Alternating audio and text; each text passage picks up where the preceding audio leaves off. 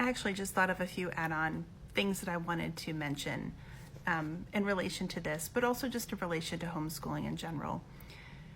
When you take on homeschooling your children, not only are you taking on their general education, but also you're taking on the responsibility of having to figure out what to do if they have any kind of special needs, whether that's a kid with a very high IQ that needs a higher level of challenge, whether that's kids that struggle with reading, writing, math, or whatever is the thing.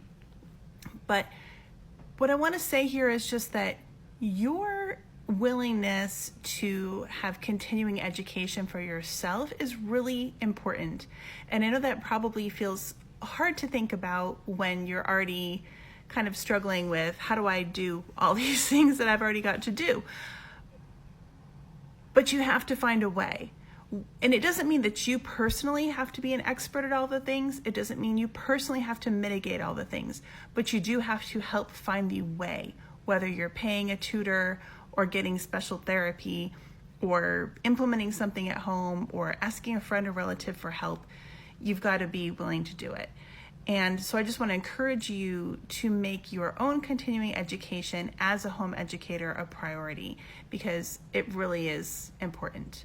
The other thing I want to say is, piggybacking on what I mentioned about the stress level compounding the difficulty for learning for dyslexics, or not for learning, but for their reading and writing, for their processing. While that's a particular issue for dyslexics, that's really true for everybody. Think about how difficult it is for you to think clearly if you're stressed or upset or frightened or sad.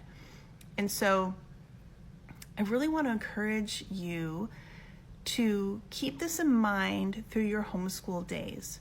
Kids have short attention spans. That's appropriate for their age.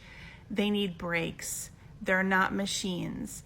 And nobody's going to be doing well learning if you're yelling, if you're scolding, if they're feeling overly corrected or discouraged, if they don't have intermittent breaks from reading or screens or rigor or pressure. If somebody's crying, whether it's you or them, it's time for a break. It was already time for a break, but you need to stop pushing through and saying, we sat there for 3 hours trying to get him to do this lesson and stuff like that. It's not the answer. Kindness and love, that's the answer.